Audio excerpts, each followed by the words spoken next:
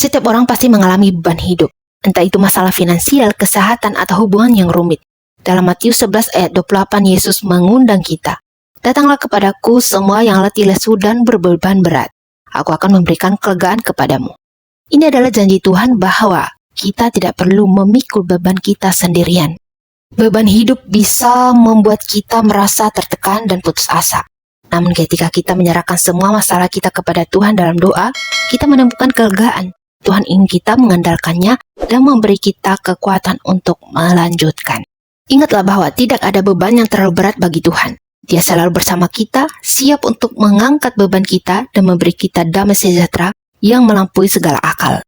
Mari kita berdoa. Tuhan, aku menyerahkan semua beban hidupku kepadamu. Berikan aku kekuatan dan kelegaan, serta ingatlah aku bahwa Engkau selalu bersamaku dalam setiap langkah. Dalam nama Tuhan Yesus, aku berdoa. Amin. Hari ini mungkin kamu bingung, khawatir ataupun takut. Kamu mungkin gak tahu apa yang terjadi selanjutnya. Tapi percaya deh, kalau Tuhan yang menyelamatkan kamu di masa yang lalu, akan menjadi Tuhan yang sama yang akan menyelamatkan kamu di masa depan. Tuhan akan memampukan kamu. Tuhan yang akan sanggupkan kamu. Tuhan yang akan menyelesaikan masalah kamu dan Tuhan yang akan berperang untuk kamu. Ingat, jangan mudah kecewa sama Tuhan ya. Dia Bapak kita kok. Mana ada seorang bapak yang gak nolong dan kasih yang terbaik buat anaknya, ya kan? Walaupun caranya gak seperti yang kita inginkan, tetapi pasti yang terbaik. Hei, hanya sebuah peringatan. Ini tidak akan mudah. Banyak hal tidak akan berjalan sesuai dengan yang kamu inginkan. Namun pada saat-saat ketika kamu merasa gagal atau jatuh, saat itulah anugerah berlimpah. Ya, ini tidak akan mudah, tetapi kamu tidak sendirian dalam perjuangan ini. Tuhan mendukung kamu sepenuhnya, jadi tetap terus melangkah ya.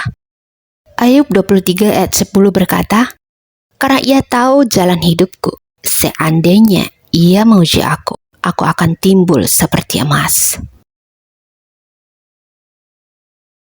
Dalam Keluaran 20 ayat 12, Tuhan memerintahkan, hormatilah ayah dan ibumu supaya lanjut umurmu di tanah yang diberikan Tuhan Allah kepadamu. Menghormati orang tua bukan hanya tentang ketaatan, tetapi juga tentang rasa syukur dan penghargaan atas peran mereka dalam hidup kita. Mereka adalah alat Tuhan yang membimbing, mendidik, dan mengasihi kita sejak kecil. Meski mungkin ada perbedaan pandangan atau kesalahpahaman, Tuhan memanggil kita untuk selalu menghormati mereka dengan perkataan dan perbuatan. Hormat ini adalah cerminan dari kasih dan rasa syukur kita kepada Tuhan atas karunia, hidup, dan keluarga.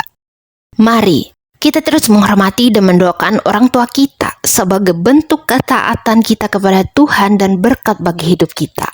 Kiranya firman Tuhan ini menyadarkan kita untuk selalu taat dan menghormati orang tua kita. Pengampunan adalah jalan menuju pemulihan dan kedamaian. Dalam Matius 18 ayat 21-22, Yesus mengajarkan, sekali lagi aku berkata kepadamu, jika dua orang di antara kamu sepakat mengenai apa saja yang mereka minta, hal itu akan dilakukan bagi mereka oleh Bapa-Ku yang di surga. Pengampunan membuka pintu untuk hubungan yang lebih dalam dengan Tuhan dan sesama.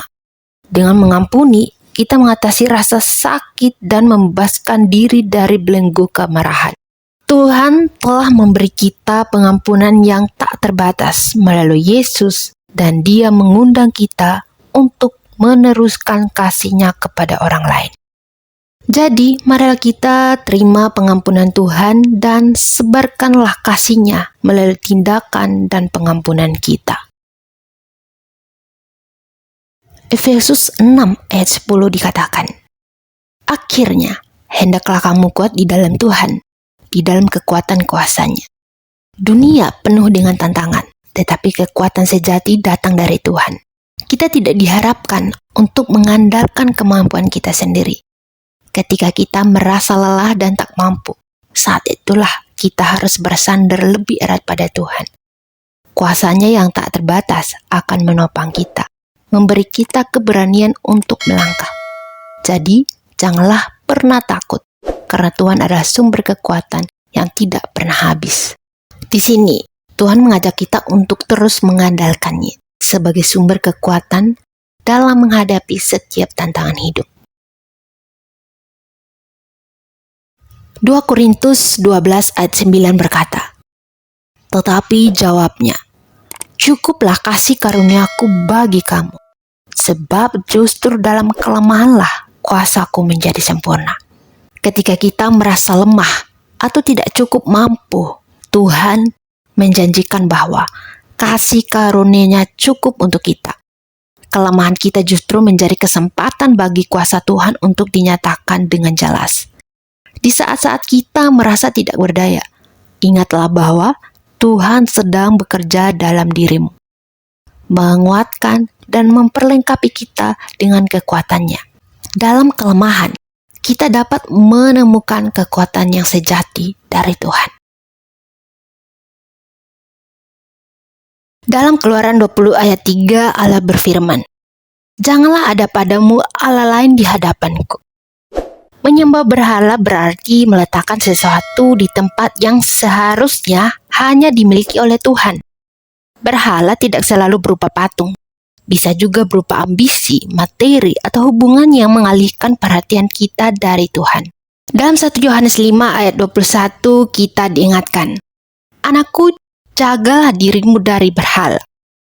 Allah memanggil kita untuk menyembahnya dengan sepenuh hati dan menjadikan Dia pusat kehidupan kita. Oleh karena itu, marilah kita memeriksa hati kita dan memastikan bahwa Tuhan adalah satu-satunya yang kita sembah dan kita agungkan dalam hidup kita. Dalam hidup, kekhawatiran sering muncul tentang berbagai hal. Tetapi Yesus mengingatkan kita dalam Matius 6 ayat 25. "Janganlah khawatir akan hidupmu, akan apa yang kamu makan atau minum, atau akan tubuhmu, apa yang akan kamu pakai.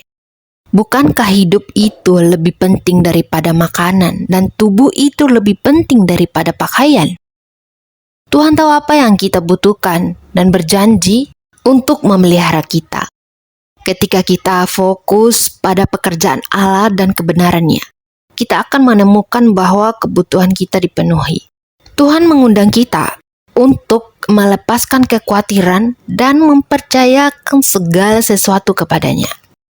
Jadi, marilah kita percaya pada pemeliharaan Tuhan dan lepaskan kekhawatiranmu kepadanya. Di dunia yang penuh kegelisahan, keselamatan di dalam Yesus memberi kita damai sejahtera yang tak tergoyahkan. Yesus berkata dalam Yohanes 14 ayat 27, "Damai sejahtera aku tinggalkan bagimu. Damai sejahtera aku berikan kepadamu, dan apa yang kuberikan tidak seperti yang diberikan dunia kepadamu."